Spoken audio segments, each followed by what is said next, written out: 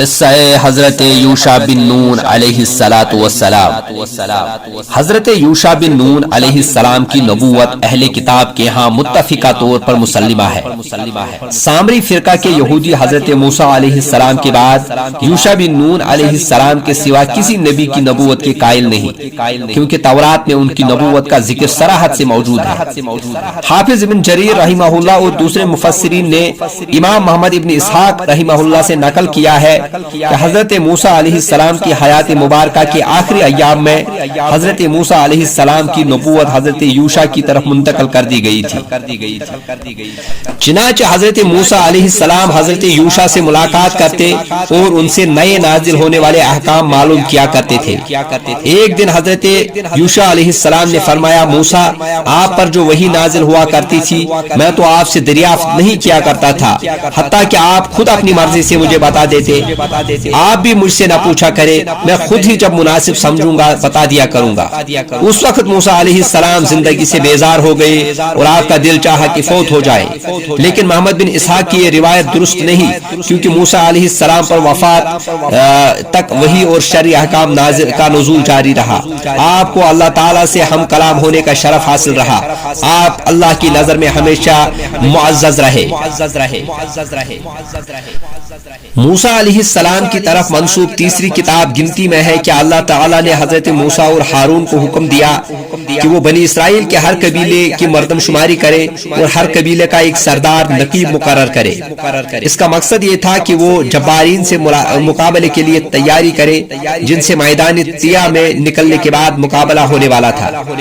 یہ اس دور کی بات ہے جب انہیں میدان طیہ میں پھرتے ہوئے 40 سال پورے ہونے کو تھے۔ اسی وجہ سے بعض علماء نے فرمایا ہے حضرت موسیٰ علیہ السلام نے ملک الموت کو تھپڑ اس لیے مار دیا تھا، آپ نے انہیں اس شکل میں پہچانا نہیں تھا، اور یہ وجہ بھی تھی کہ آپ کو ایک کام کا حکم ملا تھا اور آپ کو یہ امید تھی کہ وہ کام آپ کی زندگی میں پورا ہوگا، یعنی بیت المقدس کی فتح۔ لیکن اللہ کی تقدیر کا یہ فیصلہ تھا کہ یہ کام موسیٰ علیہ السلام کی زندگی میں پورا نہ ہو، بلکہ آپ کے خادم حضرت یوشع بن نون علیہ السلام کے ہاتھوں پورا ہو۔ لیکن امام ابن اسحاق رحمہ اللہ کی رائے یہ ہے کہ بیت المقدس خود حضرت موسیٰ علیہ السلام نے فتح کیا تھا اور یوشع علیہ السلام لشکر کے اگلے حصے کے سردار تھے۔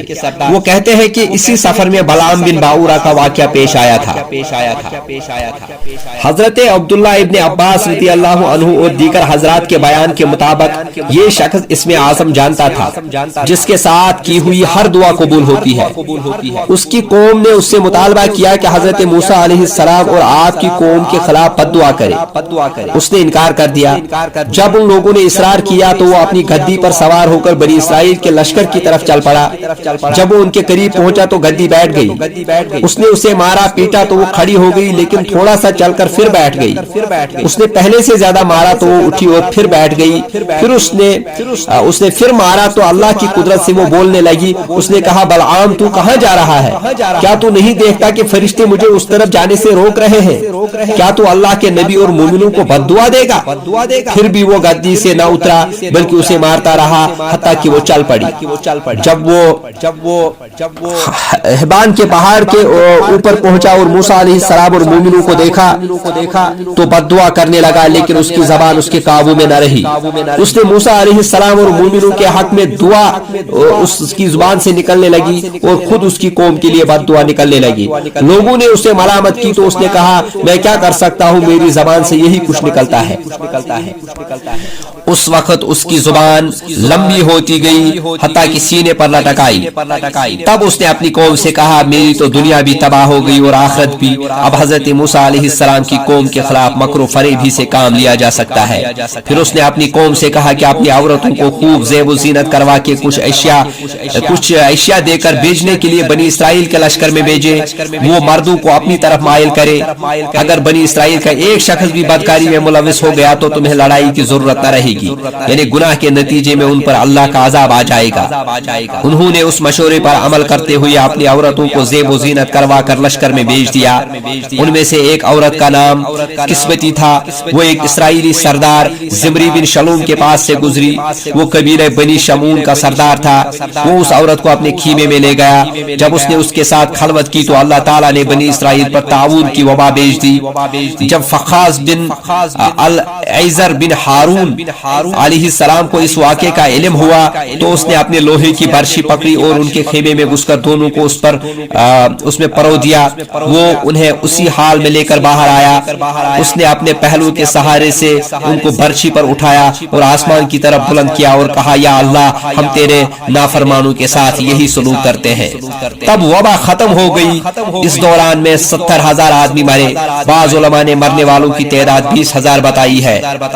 फखास अपने बाप अल-ऐज़र का पहलू का था, इसलिए बनी इसराइल कुर्बानी के जानवर की गर्दन, बाजू और जबड़े का गोश्त फखास की औलाद के लिए मखसूस कर देते थे और मवेशियों में से एक पहलूटा बच्चा उनको देते। अक्सर उलमा की राय यह है कि हजरत हारून अलैहिस्सलाम मैदान तिया में अपने भाई हजरत मूसा अलैहिस्सलाम से 2 साल पहले फौत हो गए थे। मूसा अलैहिस्सलाम भी मैदान तिया में फौत हो गए। उनको सहराए सीना से बैतुल मक़दिस लाने वाले हजरत यूशा अलैहिस्सलाम थे। बाइबल में मज़कूर है कि यूशा ने उनके साथ दरियाए उर्दुन पार किया और अरीहा के शहर में तशरीफ लाए। अरीहा एक खूबसूरत शहर था जिसमें बड़ी बड़ी इमारतें और कसीर आबादी थी। आपने 6 महीने शहर का मुहासरा किए रखा। आखिर एक दिन आपकी फौज ने शहर को चारों तरफ से घेर कर नरसिंगा बजाया और यकावाज होकर नारे तकबीर लगाया तो शहर की फसील टूट कर गिर पड़ी। वो फातिहाना तौर पर शहर में दाखिल हो गए और बहुत सा माल गनीमत हासिल किया। उन्होंने 12,000 मर्दों और औरतों को कत्ल किया। उलमाए किराम बयान करते हैं कि आपका मुहासरा जुमा के दिन असर के बाद तक जारी रहा। सूरज गुरूब होने के करीब पहुंच गया और सबत शुरू होने वाला था, जिसका एहतराम उस वक्त उन पर वाजिब हो चुका था। तब यूशा ने सूरज से कहा, तू भी हुक्म का पाबंद है और मैं भी हुक्म का पाबंद हूँ, या अल्लाह इसे गुरूब होने से रोक दे। अल्लाह ताला ने सूरज को रोक दिया हत्ता कि आपने शहर फतह कर लिया और अल्लाह ने चांद को हुक्म दिया तो वो तुलू होकर ठहर गया। मालूम होता है कि वो महीने की 14वीं रात थी। सूरज के रुक जाने का वाकया तो हदीस में मौजूद है जो अनकरीब बयान की जाएगी। अलबत्ता चांद का जिक्र सिर्फ अहले किताब के यहाँ मिलता है। बहरहाल ये हदीस के खिलाफ नहीं, लिहाजा हम इसे न सच कहते हैं न झूठ करार देते हैं, लेकिन ये कहना महल नजर है कि ये वाकया अरीहा की फतह के दौरान पेश आया। ज्यादा इम्कान है कि यह बैतुल मक़दिस की फतह के दौरान में पेश आया हो, जो असल मकसूद था। अरीहा की फतह तो उसका महज एक जरिया था। वल्लाहु आलम बिस्सवाब।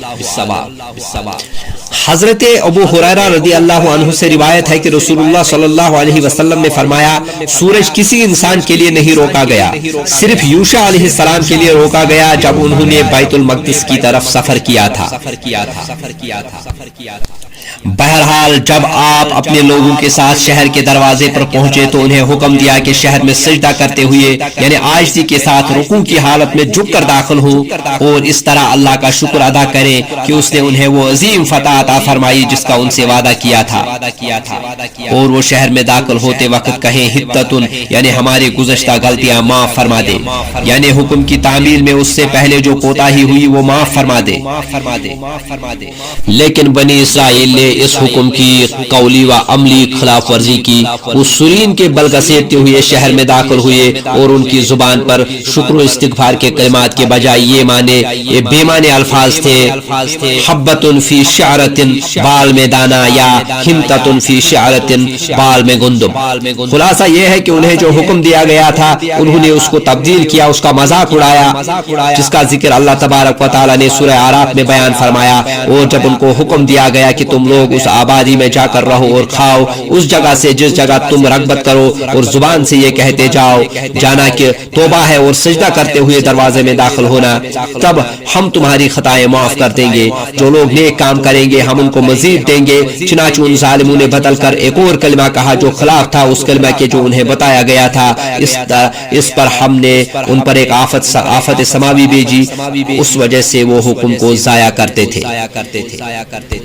अल्लाह ताला ने बयान फरमाया कि उसने उस हुक्म उदूली की सजा के तौर पर उन पर अजाब नाजिल किया, यानी ताऊन की वबा भेज दी। हजरत उसामा बिन ज़ैद रज़ी अल्लाह अन्हु से रिवायत है, रसूलुल्लाह सल्लल्लाहु अलैहि वसल्लम ने फरमाया, ये बीमारी यानी ताऊन अजाब है जिसके जरिए से तुमसे पहली कुछ उम्मतों को सजा दी गई थी। جب بیت المقدس پر بنی اسرائیل کا قبضہ ہو گیا تو حضرت یوشع بن نون وہاں مقیم رہے. ان میں اللہ کے نبی حضرت یوشع علیہ السلام موجود تھے ان لوگوں میں جو وہاں پر مقیم ہوئے تھے، جو اللہ کی کتاب یعنی تورات کے مطابق ان پر حکومت کرتے رہے حتیٰ کہ وہ فوت ہو گئے. وفات کے وقت ان کی عمر 127 سال تھی. وہ حضرت موسیٰ علیہ السلام کے بعد 27 سال زندہ رہے.